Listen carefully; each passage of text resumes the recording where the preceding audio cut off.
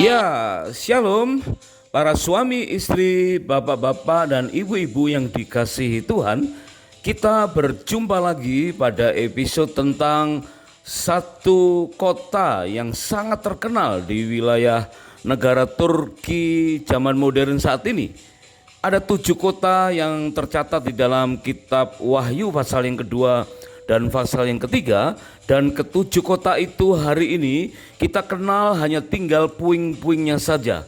Loh, mengapa kota yang demikian maju dan sangat berkembang, bahkan berisi gereja-gereja yang besar, tapi kok akhirnya kita sekarang hanya mengenalnya sebagai peninggalan-peninggalan arkeologi?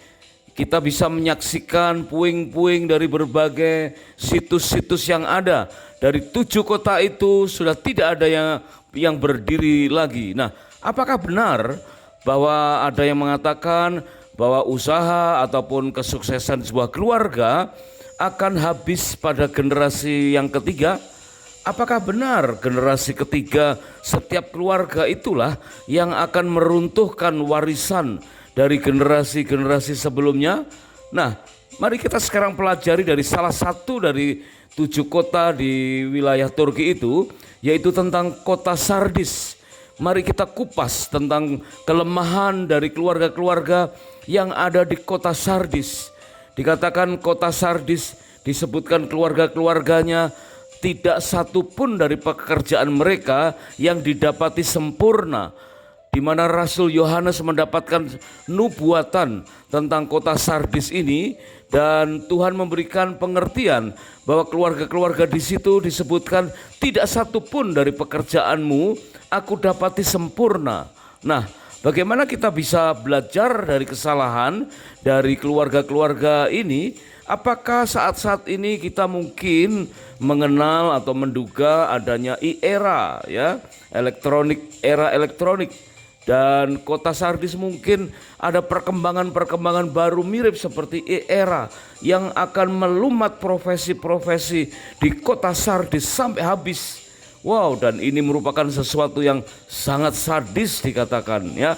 Maka pada saat kita honeymoon kedua, maka kita pada saat mengadakan bulan madu kedua, saat itulah kita menguliti kelemahan kita. Jangan sampai apa yang terjadi di kota Sardis terjadi dalam kehidupan rumah tangga kita di zaman modern ini. Mungkin ada beberapa dari bapak ibu suami istri yang berkesempatan mengadakan honeymoon yang kedua. Nah, saat-saat semacam itulah sebagai saat yang paling tepat untuk kita belajar dari kesalahan. Tentu saling rendah hati dan banyak berbincang berduaan saja, sehingga kita bisa mengambil makna yang sangat penting dan menghindari kesalahan-kesalahan kota Sardis. Jika ada kesaksian atau pendapat atau pengalaman yang mirip-mirip dengan kelemahan yang terjadi di kota Sardis, silakan ditulis di kolom komentar supaya bisa menjadi berkat bagi saudara kita atau rumah tangga yang lain. Nah, pada episode kali ini khusus kita akan menguliti kira-kira potensi yang ada di saat ini apa yang memungkinkan kota Sardis runtuh supaya kita bisa menghindarinya. Yuk kita mulai. Kalau kita ingat lagi dalam kitab Ulangan pasal yang ke-24 ayat yang kelima, betapa pentingnya masa-masa awal pernikahan. Dikatakan selama 1 tahun pertama kita harus fokus untuk saling menyenangkan. Berarti harus belajar dengan sangat serius, benar-benar fokus untuk mengamati pola berkeluarga yang salah dari keluarga-keluarga yang lain. Dan sekarang ini ada satu contoh yang mudah kita pelajari, yaitu ada contoh-contoh yang tidak perlu dicontoh dari keluarga-keluarga di kota Sardis. Di dalam kitab Wahyu pasal yang ketiga ayat yang pertama, firman Tuhan menegur keras jemaat atau keluarga yang ada di kota Sardis. Firman Tuhan berkata, tuliskanlah kepada malaikat jemaat di Sardis, aku tahu segala pekerjaanmu. Engkau dikatakan hidup padahal engkau mati. Bangunlah dan kuatkanlah apa yang masih tinggal, yang sudah hampir mati. Sebab tidak satu pun dari pekerjaanmu aku dapati sempurna di hadapan Allahku. Wah, ini sesuatu yang sangat memprihatinkan. Mungkin inilah yang menjadi faktor utama mengapa kota Sardis akhirnya runtuh dan kita hanya menemukan puing-puingnya saja. Kota Sardis, kota yang sangat besar, yang berkembang dengan pesat dan dipenuhi dengan gereja-gereja besar, dengan keluarga-keluarga yang sukses. Namun Tuhan menilai secara rohani, engkau dikatakan hidup, padahal engkau mati, dan bangunlah dan kuatkanlah apa yang masih tinggal, yang sudah hampir mati. Berarti ada sesuatu yang masih bisa diselamatkan, yaitu kuatkanlah apa yang masih tinggal, yang sudah hampir mati. Sebab tidak satu pun dari pekerjaanmu aku dapati sempurna di hadapanku. Nah, pada masa honeymoon yang kedua, honeymoon yang spesial, bulan madu yang khusus, yang kita harus dengan hati yang terbuka, berkesempatan untuk menguliti kelemahan dalam berumah tangga. Mungkin kelemahan yang ada di pohon keluarga kita, di family tree kita masing-masing, ya. Keluarga besar suami, keluarga besar istri, mungkin ada unsur-unsur yang mirip-mirip dengan kota Sardis, ya, yang hancur secara sadis sehingga benar-benar habis. Nah, kita akan belajar jangan sampai kita mengalami hal yang serupa. Kita harus terbuka dengan kelemahan dalam berumah tangga, kelalaian pola bergereja sebagai keluarga rohani, dan menegur kesalahan di dunia kerja. Benar-benar saat-saat yang penting, yaitu untuk melakukan introspeksi dan rela belajar dari kesalahan. Karena kita semua paham bahwa seringkali rumah tangga zaman modern ini mengejar apa yang salah. Seharusnya kita cukup dengan memenuhi kebutuhan kita yang sesuai dengan keinginan Tuhan. Tetapi alih-alih kita bisa mengerti atau memahami keinginan Tuhan, justru kita mengejar keinginan duniawi kita, ya, keinginan-keinginan, ya, yang akhirnya menjerumuskan kita. Itulah yang terjadi bagi 7 kota di Efesus maupun Smyrna, Pergamus, Tiatira, Sardis, Philadelphia, dan Laodikia. Di dalam Wahyu pasal yang kedua dan Wahyu pasal yang ketiga, memang tidak semuanya mendapatkan teguran yang sama keras, tetapi perhatikan bahwa masing-masing dinilai secara keseluruhan. Terlebih adalah tentang apa yang dikejar. Terutama saat ini kita belajar tentang kota Sardis yang mengalami sesuatu yang sangat tragis, ya, bahkan dikatakan habis, ya, secara sadis. Itulah Sardis. Nah, tentang Sardis, kota yang kelima dari 7 gereja, memiliki arti red ones, escaping one, or those who come out, atau yang merah, yang kabur, atau yang keluar. Wah, ini memang arti Sardis ini memang perlu dipertanyakan. Kenapa kota itu sampai disebut sebagai kota Sardis? Dan ternyata Tuhan menilai benar-benar tidak satu pun dari pekerjaan mereka yang kedapatan sempurna, sehingga mereka mendapatkan seruan untuk bertobat, untuk memakai pakaian putih, yaitu perbuatan-perbuatan benar, supaya namanya tidak dihapus dalam kitab kehidupan. Nah, Bapak, Ibu, suami istri yang sedang mengadakan honeymoon yang kedua, keluarga-keluarga di gereja-gereja besar di kota Sardis berbicara tentang aktivitas rumah tangga yang mediocre, ya, yang karena sifat yang rata-rata itu menjatuhkan, yang biasa-biasa saja yang meruntuhkan, yang bersifat rata-rata, yang flat, tanpa gairah, tanpa greget, sehingga dikatakan tidak satu pun dari pekerjaan mereka yang kedapatan sempurna. Inilah ciri-ciri dari keluarga di kota Sardis, mediocre, rata-rata, flat, hidup tanpa greget. Ya, mungkin secara jasmani, secara sekuler, mereka sebagian besar sukses dengan usahanya, dengan berbagai macam bisnisnya. Tetapi secara rohani di hadapan Tuhan, mereka mediocre, rata-rata. Bahkan mungkin kehidupan rohaninya lah yang dimaksud sebagai tidak ada yang sempurna. Bisa saja akhirnya menyeluruh kepada kehidupan yang nyata.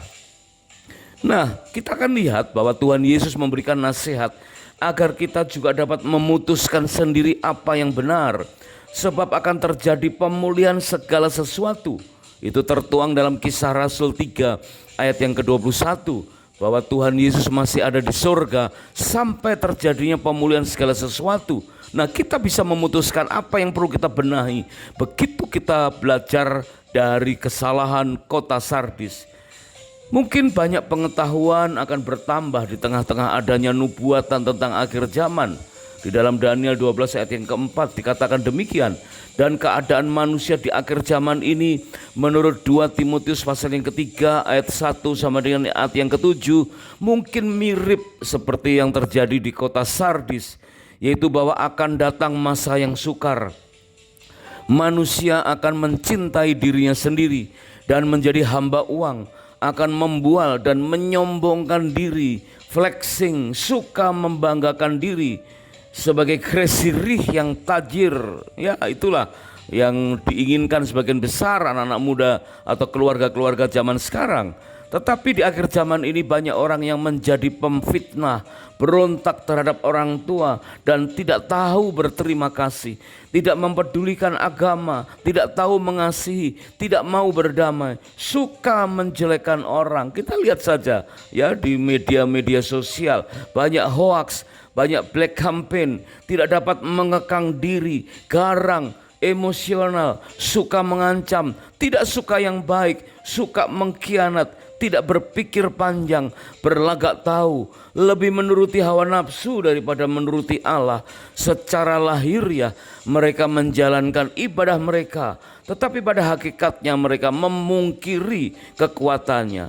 Mungkin inilah tentang kota Sardis, berbicara tentang aktivitas berumah tangga yang mediocre, tetapi yang menjatuhkan, yang biasa-biasa saja, yang flat, tanpa gairah, tanpa greget, sehingga tidak satupun dari pekerjaan mereka yang kedapatan sempurna. Nah, mungkin saat ini kita bisa melihat terjadi perubahan-perubahan dalam banyak hal, terutama dalam pola bekerja, ya, perubahan pola bekerja yang fundamental. Akan terjadi perubahan besar. Mungkin dimulai dari perubahan menengah dan kecil, ya. Akan terjadi perubahan konsep produksi.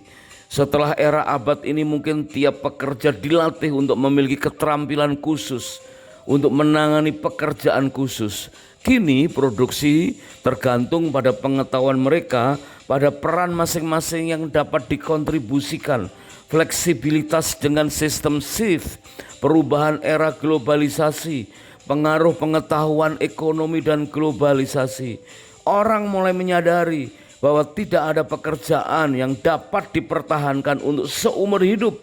Namun seumur hidup kita harus siap untuk menghadapi berbagai perubahan tentang problematika dalam peperangan meniti karir di dunia sekuler.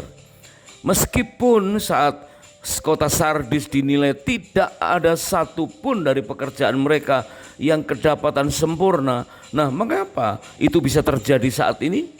Jika kita memperhatikan peningkatan angka pengangguran, ada banyak PHK yang terjadi yang menunjukkan kebutuhan yang mendesak bagi tenaga kerja terampil. Jadi solusi dari banyaknya PHK, ya, atau orang-orang yang menganggur, yaitu adalah bagaimana kita menjadi tenaga kerja yang terampil, yang harus disesuaikan, harus up to date. Banyak orang yang tidak menyadari perubahan yang terjadi di sekitar dirinya, baik dari generasi yang lalu yang bekerja secara permanen dan stabil, maupun generasi muda yang belum tahu tentang masa depannya. Apa yang menyebabkan pekerjaan tiba-tiba menjadi sulit didapatkan? Banyak PHK, pengangguran di mana-mana. Setidaknya ada beberapa penyebab utama. Nah, inilah mungkin yang pernah terjadi di Sardis dan tidak begitu diperhatikan. Mari kita perhatikan. Secara prinsip, yang menyebabkan hal ini terjadi yaitu antara lain karena terbangunnya global ekonomi dan juga cara bekerja yang berubah. Ya, inilah suatu istilah yang perlu kita pahami bersama. Global ekonomi dan cara bekerja yang berubah. Global ekonomi serasa menyebabkan pekerjaan tiba-tiba menjadi sulit didapatkan. Benarkah demikian? Banyak produk serupa dapat kita temukan di beberapa negara secara global. Di manakah barang-barang itu dihasilkan? Ya tentu dengan efisiensi, dengan upaya-upaya efisiensi, produk dari satu negara bisa diproduksi di negara-negara yang lain. Nah, hari ini teguran terhadap kota Sardis perlu kita waspadai dengan serius. Ingatlah, ya, Tuhan menegur keluarga-keluarga di kota Sardis. Dikatakan tidak satu pun dari pekerjaan mereka yang kedapatan sempurna.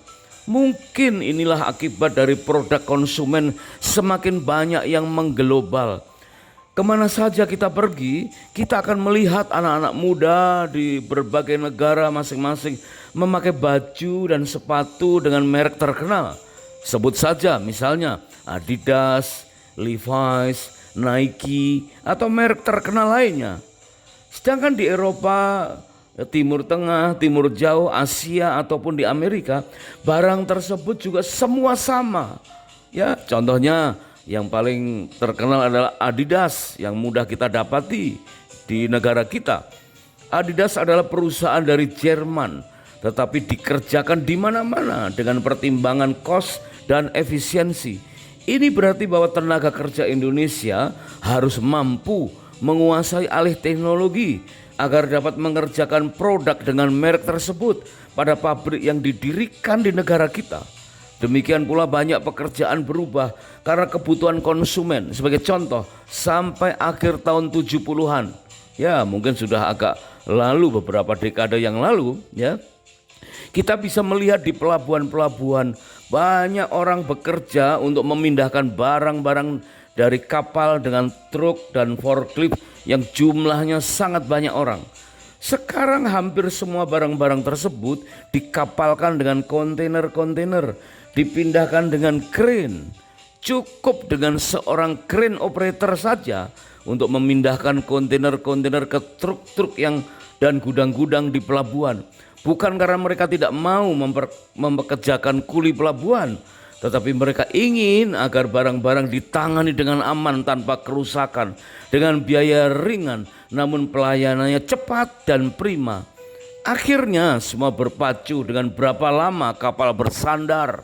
Ada nilai, ada angka dwelling time, karena itu akan menekan kos, menekan biaya dengan efisien. Sehingga teguran kota Sardis, tidak ada satupun dari pekerjaan mereka yang kedapatan sempurna. Mungkin antara lain karena kota Sardis tidak mengikuti perkembangan zaman seperti ini. Nah, jika kita zaman ini tidak antisipasi dengan perkembangan serupa, kita akan mengalami hal yang sama dengan kota Sardis, akan terlibas dengan sadis sampai habis. Nah, akibat dari teknologi sudah merubah banyak bisnis dan industri, sudah membuat lompatan besar untuk menanggulangi biaya melalui peningkatan produktivitas dengan teknologi sistem dan manajemen yang baru, sehingga pekerjaan diprediksi menjadi semakin banyak dikerjakan paruh waktu secara fleksibel. Mesin-mesin robotik dan komputerisasi, delivery service, mail order, online business, telemarketing, call center, bahkan saatnya era secara menyeluruh akan diberlakukan. Dan jangan heran jika outsourcing menjelma menjadi makhluk yang manusiawi. Banyak perusahaan yang semakin cenderung menggunakan hanya staf inti saja, hanya beberapa orang yang multi talent. Untuk operasional rutin cukup dikendalikan oleh beberapa staf dan membayar tenaga expert atau ahli untuk konsultasi singkat saja. Selebihnya menggunakan tenaga kerja outsourcing, sehingga tenaga inti yang terbatas akan mengurangi biaya tetap. Inilah mungkin yang terjadi bagi kota Sardis. Keluarga-keluarganya dikatakan, aduh pernikahannya sih baik-baik saja, ya, tetapi dikatakan mereka disebut hidup tapi sesungguhnya mati.